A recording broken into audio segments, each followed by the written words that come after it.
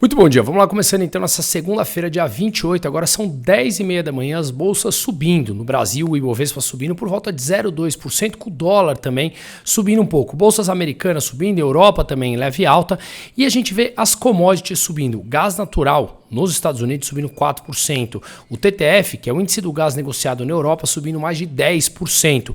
Possíveis greves na Austrália, que é um importante fornecedor do gás, inclusive com o aumento da demanda dos países asiáticos, provocam essa alta generalizada. Vamos lembrar o seguinte, commodities em alta pode pressionar mais ainda a inflação ao redor do mundo, e principalmente nos Estados Unidos e em todos os outros países que dependem de commodity como um todo. Lembrando que ela é cotada em dólar. Seguindo nessa linha, a gente viu em Jackson Hole na sexta-feira, no encontro dos presidentes ali dos bancos centrais, no discurso de Jerome Powell, presidente do Federal Reserve, falando que a economia americana não desacelerou como eles queriam. Veja como eu venho falando aqui, e lá atrás, quando eu falei que o Banco Central americano gostaria e queria e faria de tudo para que a economia americana desacelerasse, realmente muitas pessoas falaram, como isso pode acontecer? Sim, eles precisam que a economia desacelere, porque senão a inflação continuará com uma dificuldade imensa em ser combatida. A inflação em serviços ainda está bem longe da meta que eles querem de 2%.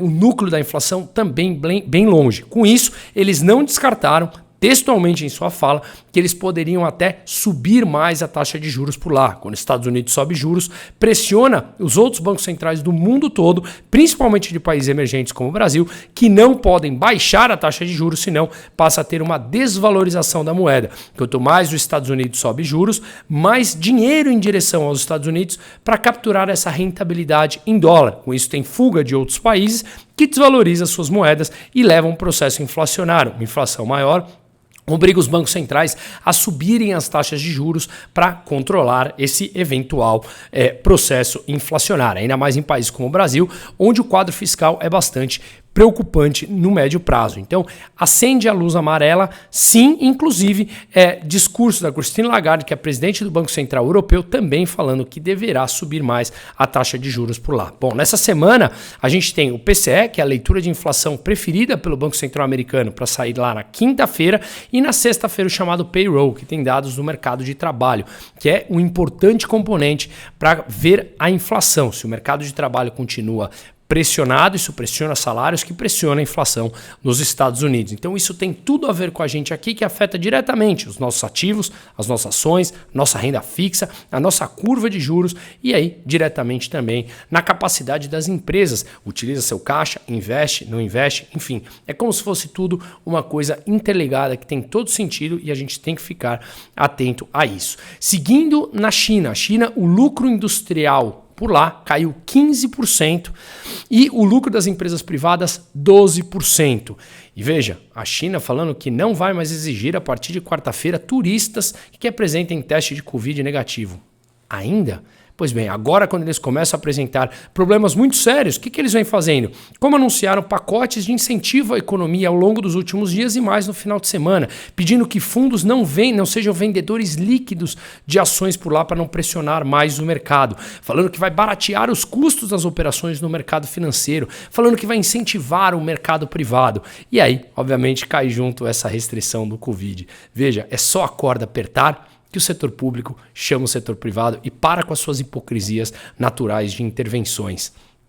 E assim, quem sabe, a gente consegue entender que as consequências sempre chegam, tá? Pois bem, a Evergrande, que já chegou a ser a maior empresa imobiliária incorporadora da China, ela voltou hoje a negociar as suas ações na Bolsa de Hong Kong depois de 17 meses. Ela não tinha cumprido alguns dos requisitos, como divulgação de balanços e números que eram obrigatórios, ela deixou de ser negociada e depois dela pedir nos Estados Unidos o Chapter 15, ou seja, o capítulo 15 da Constituição americana de recuperação judicial, de falência, melhor dizendo, para reestruturação de sua dívida, hoje ela voltou a ser negociada depois de 17 meses e as ações chegaram a cair até 87%. Lembrando que ela vem dando calote na dívida de alguns títulos de dívida, tanto onshore dentro da China como offshore, títulos em dólares, e ela tem 300 bilhões de dólares em passivo. Isso é um valor exorbitante para uma única empresa. Lembra que a gente já vem falando aqui, os governos locais chineses têm uma dívida de mais de 9 trilhões de dólares, se é que esses números são totalmente confiáveis. O setor chinês está realmente complicado. E eu venho falando também da outra empresa, a Country Garden, que hoje é uma empresa que mais tem projetos imobiliários na China e ela também já começou a dar calote na sua dívida por lá. Então, atenção à China, que ela é a maior importadora de mais de 150 países no mundo, inclusive o Brasil, que é disparado o primeiro parceiro comercial brasileiro, logo depois seguido por Estados Unidos, com uma diferença bem grande dos valores negociados entre os dois países. Tá? Bom, Brasil, México e Colômbia têm taxa de desemprego que vão divulgar na quinta-feira e o Brasil ainda tem o PIB e o México também na sexta-feira. São dados importantes aqui da América Latina como um todo. Tá? Olha só que dado interessante. No Brasil, o avanço do pagamento de aposentadorias e pensões cresceu 3 vezes mais do que a expansão da população. Inclusive, eu fiz um post há pouco tempo mostrando que em 2060 a demografia brasileira passa a ser negativa, ou seja, morre mais gente do que nasce. E o grande ponto disso aqui é que a gente tem que olhar realmente lá para frente. Agora, a gente já começa a ter um número em queda de pessoas contribuindo para o sistema, para aqueles que passam a viver do sistema. Se nós não abrirmos o olho, ou seja, não reformarmos novamente a Previdência, como o Paulo Guedes falava que tinha que mudar para capitalização e não mais para manutenção do sistema como é hoje, onde nós que contribuímos, bom, eu não contribuo, quem contribui financia quem está se aposentando, mas sim ser um sistema de capitalização, onde você contribui a vida inteira para a sua própria aposentadoria, o sistema passa a ser negativo. A demografia brasileira está na mínima histórica. Então, basicamente, a população brasileira vem crescendo numa mínima histórica. Ainda é positiva, como já tem países na Europa em que a demografia é negativa. Mas a partir de 2060 a gente tem que entender que essa curva vira. E isso, matematicamente, não para de pé. Ou a gente encara a realidade como ela é, ou a gente vai deixar dívidas para nossas futuras gerações. Eu não quero fazer isso com os meus filhos. Espero que todo mundo tenha um mínimo de consciência e não queira deixar um problema maior. Não se sacrificar agora para deixar que seus filhos se sacrifiquem lá na frente. Contra a matemática, ninguém luta. Ela nos vence certamente, tá? Pois bem, hoje, essa semana a gente tem algumas pautas importantes a serem definidas que determina toda a parte econômica, tá?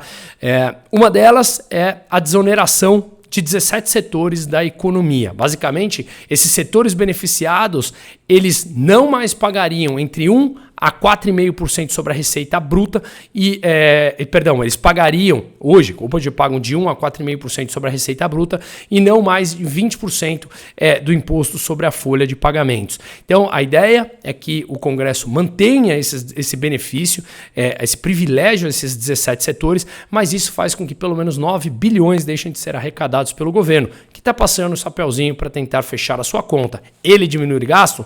Jamais. Mas ele quer onerar a gente. A questão é que eu acho que a gente tinha que diminuir o gasto por completo para diminuir os impostos de todo mundo. Afinal de contas, por que 17 setores são beneficiados frente a outros que não são beneficiados? Que o governo, ele corte na pele para que não tenha mais aquelas figuras que são pagas pela gente para colocar casacos em determinados setores, em determinados funcionários públicos, né? Eles têm que ter uma pessoa para colocar o casaco, para não sei quantos motoristas, que eles deixem esses privilégios de lado para diminuir os impostos da população na pessoa física e nas empresas, e aí sim ativar a economia como um todo. Mas bom, isso infelizmente não vai acontecer com esse governo petista. Então, basicamente, eles continuarão passando o chapeuzinho e veremos essa briga na Câmara, com o Legislativo em grande parte fisiológico, para fazer acordo em que o Lula deve inclusive entregar vários ministérios ao Centrão essa semana para poder fechar as suas contas, aumentando impostos da população e não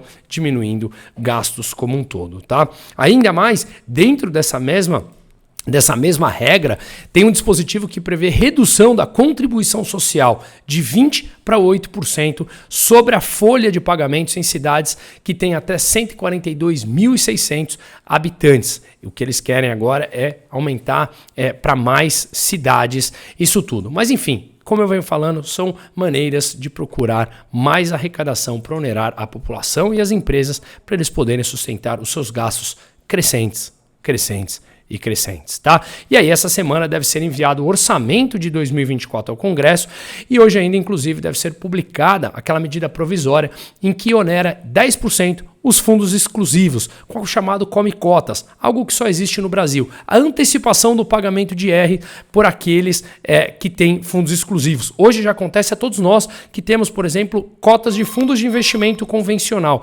Essas cotas de fundo de investimento, elas já são a 2 vezes por ano tributadas com impostos antecipadamente, ou seja, nós pagamos o IR 2 vezes ao ano antecipado antes do resgate.